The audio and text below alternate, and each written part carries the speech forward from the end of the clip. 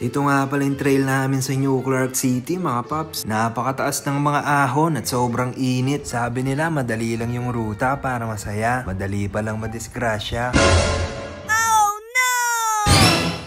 Welcome sa panibagong trail adventure mga paps. Maaga nga pala yung usapan namin, alas 6 ng umaga. Dahil alam naman natin na sobrang init na ng panahon ngayon. Kaya mas okay na yung maaga para maiwasan kahit papaano yung matinding init at sikat ng araw. Para sa trail na to, yung KLX 140 nga pala yung gagamitin ko para masubok na rin yung bagong exhaust na C4 project. Excited na ako na mabinyagan ito. Kaya tara, umpisahan na natin ang biyahe. Dumiretso na ako sa meetup place namin kina Herwin TV. At nandito na rin si Boss Ray. Hindi pa nga kami nakakalis, may aberya na. Nadiskarga yung enduro ni Boss Ray. Buti na lang meron nang nakabukas na shop at nakabili na ng battery. Ayan pa yung isang kasama namin, si Harvey. Siya yung bumili ng battery. Nang maayos na yung motor, nagsimula na kami nagbiyahe. At humiwalay muna ako para bumili ng ulam. Dito nga pala yun kina Boss Erwin, yung nakasama namin sa Arayat Pampanga Trail. Pagkatapos bumili ng ulam, dumiretso na ako kung nasan sila. Nandito na rin yung mga ibang kasama. Kaya umpisahan na natin ang trail. At nandito na nga kami ngayon sa loob ng New Clark City. To start the trail, nag-umpisa kami sa mga back roads. Medyo patag at chill lang ang takbuhan namin dito. Kaya magandang warm up to bago sumabak dun sa mga iba't ibang ahon mamaya. Matapos ang ilang kilometro ng back roads, may mga nadaanan din kaming ilog. Hindi naman malalim dahil din siguro sa init ng panahon. Pagkatapos ng mga back roads at ilog, dito na nagsimula ang unang challenge. Ang pinakaunang ahon ay nakyat namin. Dito na natin naramdaman ang power ng C4 project mga paps. Ito yung ahon na mahaba at meron kurbada pagdating sa taas. At ramdam na ramdam ko yung power ng C4 project mga paps hanggang marating na ako sa pinakataas ng walang problema. Dahil nasa taas na ako, na-videohan ko na rin yung mga ibang kasama. Yan nga pala si Boss Ray. Tapos si Boss Jess, tamang gapang lang sa kanyang KLX 140. Ayan naman si Harvey, pangalawang subok. Nabitin sa unang attempt pero nakabawi din naman. Si Boss Aris naman, gigil na gigil. Okay na sana yung momentum kaya lang napapark sa Gedli.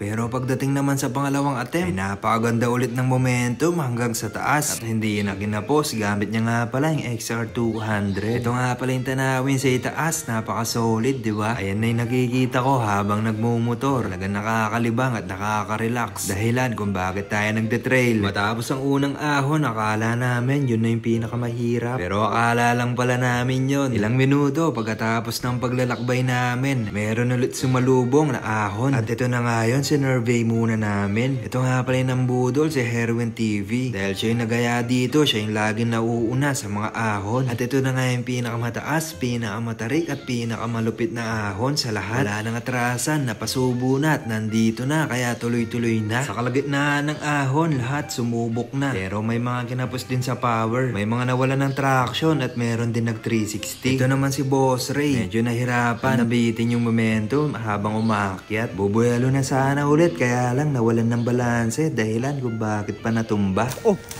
Oy!